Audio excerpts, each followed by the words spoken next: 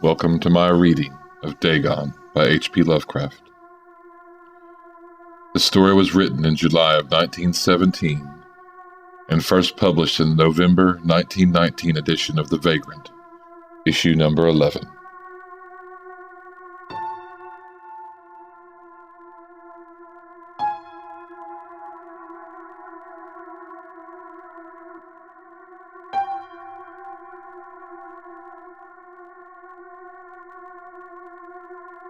I am writing this under an appreciable mental strain, since by tonight I shall be no more.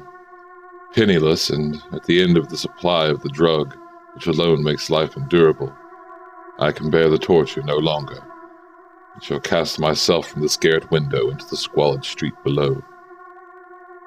Do not think from my slavery to morphine that I am a weakling or a degenerate.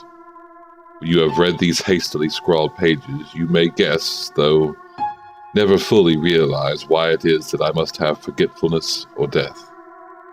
It was in one of the most open and least frequented parts of the broad Pacific that a packet of which I was a supercargo fell victim to a German sea raider.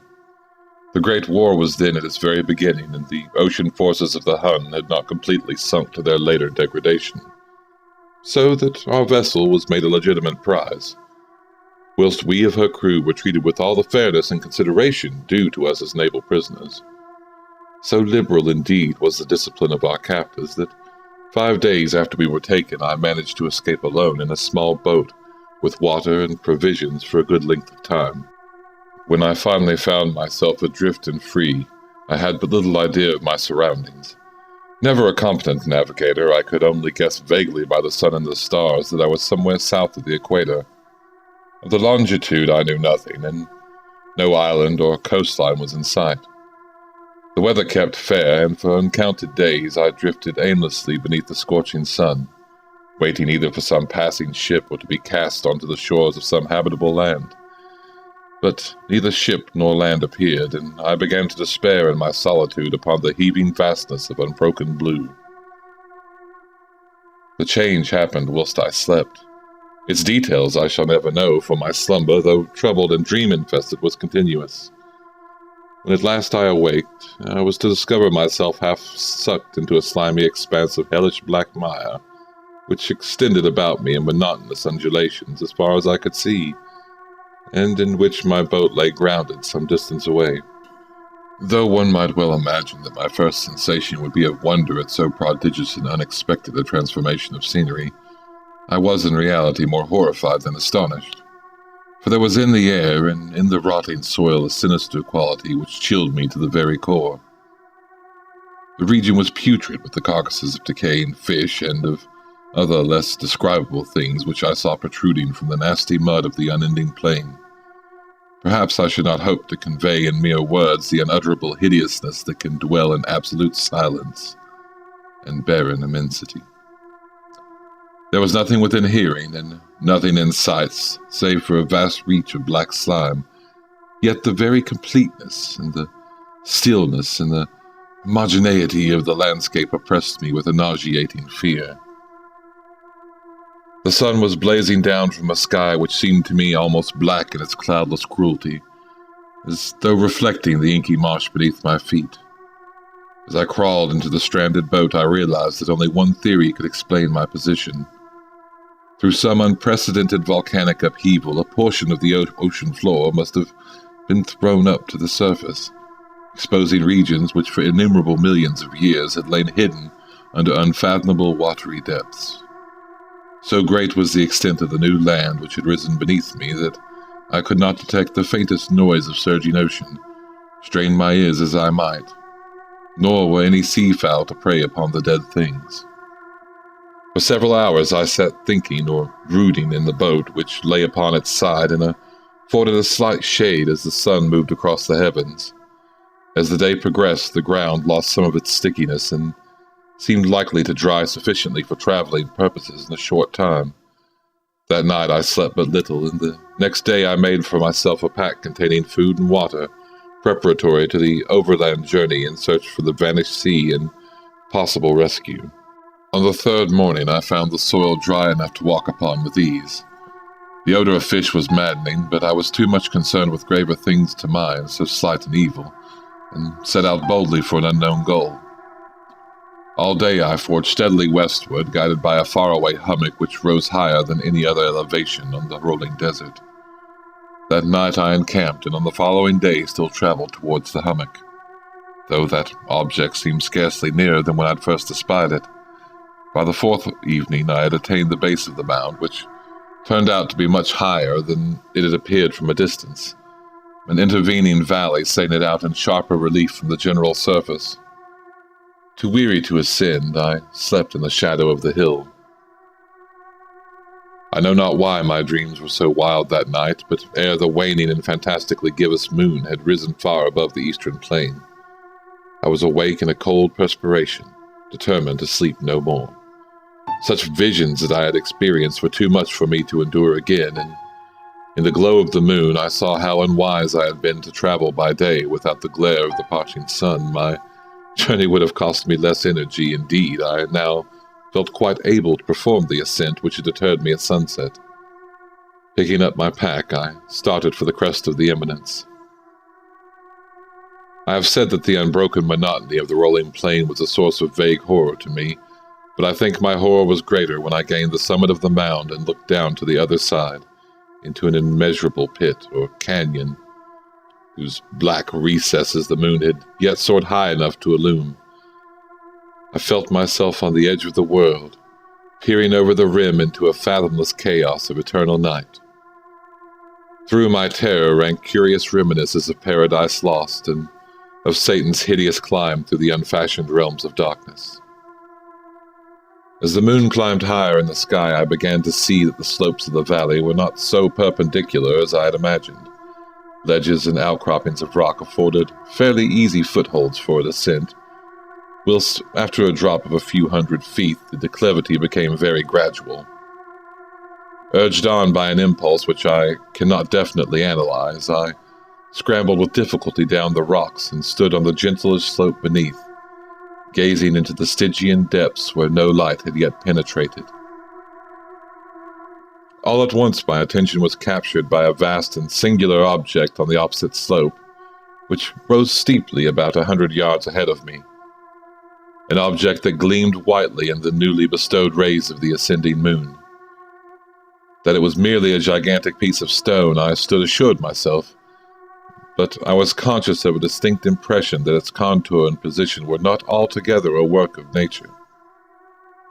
A closer scrutiny filled me with sensations I cannot express, for, despite its enormous magnitude and its position in an abyss which had yawned at the bottom of the sea since the world was young, I perceived beyond the doubt that the strange object was a well-shaped monolith whose massive bulk had known workmanship, and perhaps the worship of living and thinking creatures. Dazed and frightened, yet not without a certain thrill of a scientist's or an archaeologist's delight, I examined my surroundings more closely. The moon, now near its zenith, shone weirdly and vividly above the towering steeps that hemmed into the chasm, and revealed the fact that a far-flung body of water flowed at the bottom, winding out of sight in both directions, and almost lapping my feet as I stood on the slope.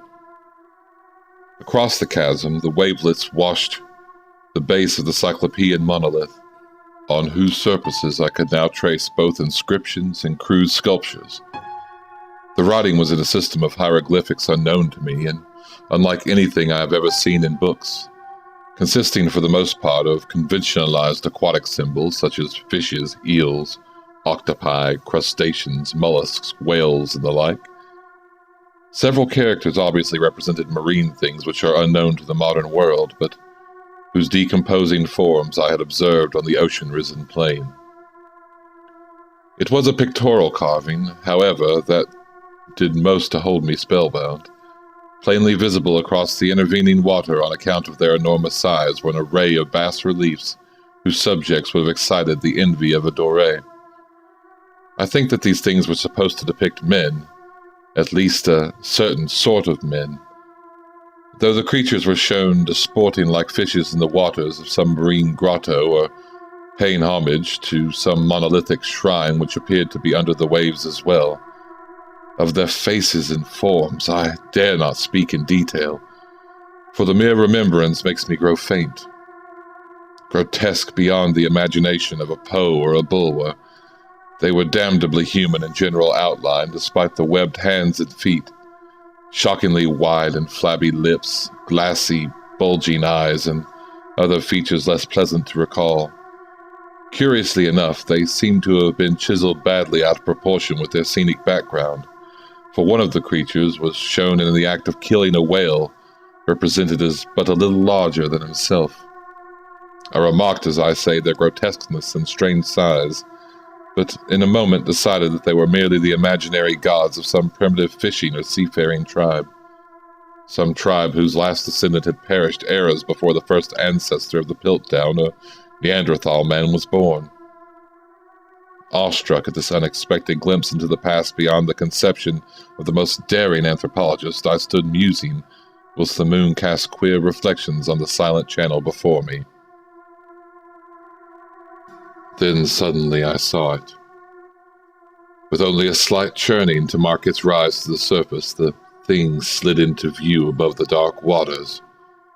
Vast, polyphemus-like and loathsome, it darted like a stupendous monster of nightmares to the monolith, about which it flung its gigantic scaly arms, and the while it bowed its hideous head and gave a vent to a certain measured sounds.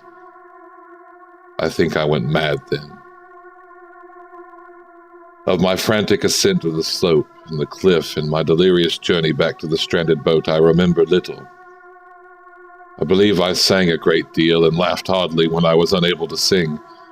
I have indistinct recollections of a great storm some time after I reached the boat. At any rate, I know that I heard peals of thunder and other tones which nature utters only in her wildest moods. When I came out of the shadows, I was in a San Francisco hospital, brought thither by the captain of the American ship which had picked up my boat in mid-ocean. In my delirium I had said much, but found that my words had been given scant attention. Of any land upheaval in the Pacific, my rescuers knew nothing, nor did I deem it necessary to insist upon a thing which I knew they could not believe. Once I sought out a celebrated ethnologist and amused him with peculiar questions regarding the ancient Philistine god legend of Dagon, the fish god, but soon perceiving that he was hopelessly conventional, I did not press my inquiries. It is at night, especially when the moon is gibbous and waning, that I see the thing. I tried morphine, but the drug has only given transient surcease. It has drawn me into its clutches as a hopeless slave. So now I am at the end of it all, having written the full account for the information or the contemptuous amusement of my fellow men. Often I ask myself, could it not have all been pure phantasm, a mere freak of fever as I lay sun-stricken and raving in the open boat after my escape from the German man-of-war? This I ask myself, but never does there come before me a hideously vivid vision in reply.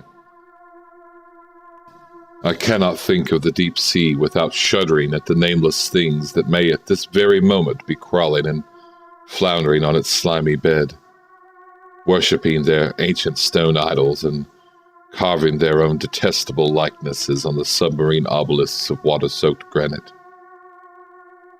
I dream of a day when they may rise above the billows to drag down with their reeking talons the remnants of a puny, war-exhausted mankind. Of a day when the lands shall sink, and the dark ocean floor shall ascend amidst universal pandemonium. The end is near. I hear a noise at the door, as of some immense, slippery body lumbering against it. It shall not find me. God, that hand! The window! The window!